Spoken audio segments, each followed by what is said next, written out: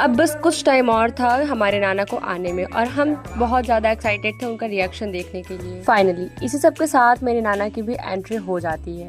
अब वो 15 दिन के बाद अपने घर आए थे तो उनकी खुशी तो साफ साफ झलक ही रही थी। पहली खुशी कि वो घर आए थे, दूसरी खुशी कि सारी फैमिली इकट्ठा होकर उनका सिर्फ इंतजार कर रही थी। अब इतने सब में भी दो चीजें चल रही थी, पहला कि या तो उनके सब आशीर्वाद ले रहे थे, दूसरा या तो वो हमारे आशीर्वाद ले रहे थे। इन सब के बाद हम बिना लेट करते हुए कराते हैं उनकी एंट्री। और जिन लोगों को नहीं पता मैं उनको बता देना चाहती हूँ कि मेरे एक मामा पंडित हैं जो कि मंत्र वगैरह पढ़ करके उनकी एंट्री करा रहे थे। और इन सब के बाद जब हमने नाना से पर्सनली पूछा था कि उनको सारी एंट्री, उनको सारा वेलकम कैसा लगा, तो वो बोल रहे थे उन्हें बहुत ज्यादा खुशी हुई ये सब देख करके। और उनके बैठते ही मामी लोग लग जाते हैं उनके पैर धोने में। और इन सारी चीजों में मेरे बीच वाले मामा जो कि दिल्ली में थे वो एब्सेंट थे, तो फिर वो वीडियो कॉल में हम सबसे बात कर रहे थे।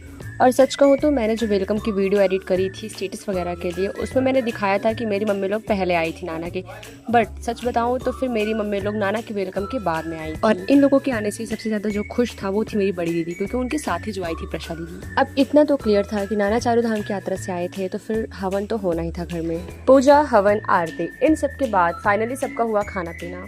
अगर मैं रात की बात करूँ तो रात में हुआ हमारे यहाँ से निकलने का समय। अब देखो इतना तो क्लियर था कि मैं 15 दिन मामा के घर रुकी जो थी, तो यहाँ रोना वगैरह तो कंपलसरी ही। अब देखो आप मुझे जज मत करना कि मैं क्यों नहीं रो रही हूँ, मुझे दिल से बुरा लग रहा था भाई, क्योंकि मेरी आंखों से आंसू निकलते ही नहीं। मैं कितना भी मार खा जाऊँ, कितना भी मुझे बुरा लगे, बट मुझे रोना नहीं आता।